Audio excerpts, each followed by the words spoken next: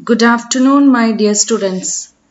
Today we are going to see a new chapter microorganism friend and foe.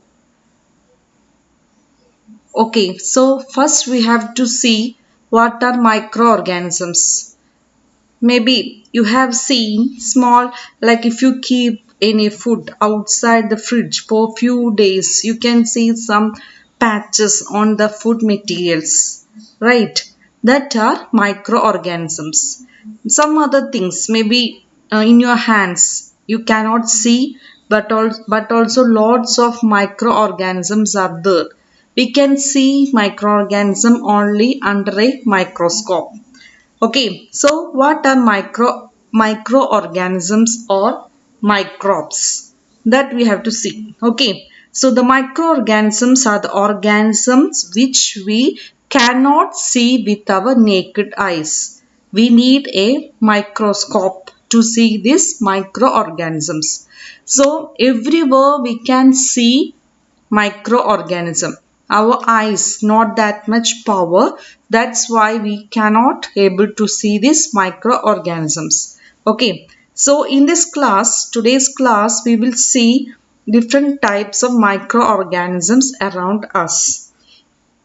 So as I already told you, microorganisms we can see around us. One of the example is during the rainy season we can see wet, maybe wood or any other things, that in on that you can see some gray color patches, that are microorganisms. Or different types of microorganisms are there, like bacteria, viruses, which we cannot see with our eyes. We need a special microscope, maybe compound microscope or electron microscope, to see these microorganisms. Okay, so the microorganisms are divided into four.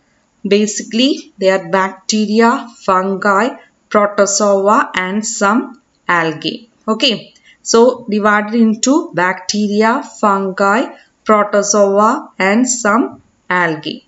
And we can see another microorganism, that are viruses. So in this class, we will learn about these all microorganisms. In this picture, you can see different types of microorganisms, like spiral bacteria, rod-shaped bacteria. Depending upon the shape, the bacteria is divided into, there are different types of bacteria. One is spiral bacteria and one is rod-shaped bacteria. Then algae, different types of algae, Chlamydomonas, Spirogyra, then protozoa, different types of protozoa. Some examples are amoeba, paramecium, which seen in the pond water. Then some types of fungi like bread mold. This we can see on the bread. When we are keeping the bread outside the fridge in the moist condition, we can see some grayish substance, that is known as the bread mold. And Penicillium aspergillus. Okay, so these are the different types of bacteria. Then you can see viruses. Viruses, actually it is different type of microorganisms. Viruses are also microscopic. They can reproduce only inside the cell of the host organism. Like bacteria means it will reproduce, it will multiply outside the host. It can multiply if host is also not there, it can multiply. But in the case of virus, it can only multiply inside the body of the host. Okay, there's a difference between bacteria and viruses. So some of the viruses in this picture, you can see some of the viruses, like bacteriophage and different types of viruses we can see in this picture. And common viruses we can see in the case of cold, influenza, and most cough are caused by viruses. Maybe you have familiar with the this viral fever and all.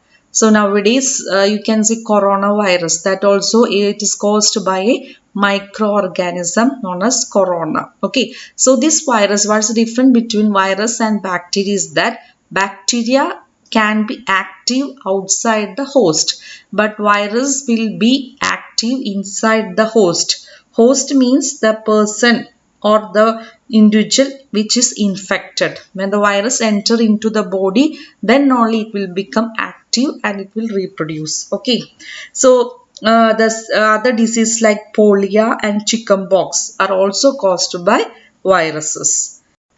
Some other diseases like dysentery and malaria are caused by protozoans, whereas typhoid and tuberculosis, meaning TB, that is caused by bacteria. Okay. So now let's see where do microorganisms live. Where all we can see microorganism. So microorganism may be single celled like bacteria, some algae and protozoa, or multicellular, maybe more cells will be there such as algae and fungi. So they can survive in all type of environment, maybe too cold or too hot, normal condition. In any temperature it can survive. Okay, it range from ice cold. If you're going to Antarctica also, we can see microorganism, and it hot springs like too hot springs where man cannot live, but also bacteria can live there, microorganisms can live there, and desert and in marshy lands where human beings cannot live. This much we are this much adapted, but also in some places we cannot live, but these microorganisms can live in any conditions. Okay, they are found inside the bodies of animal including human beings. So maybe harmful microorganisms will be there, or useful microorganisms will be there. So inside our human body also microorganisms can live. So some microorganisms grow on other organisms while others exist freely. They live freely.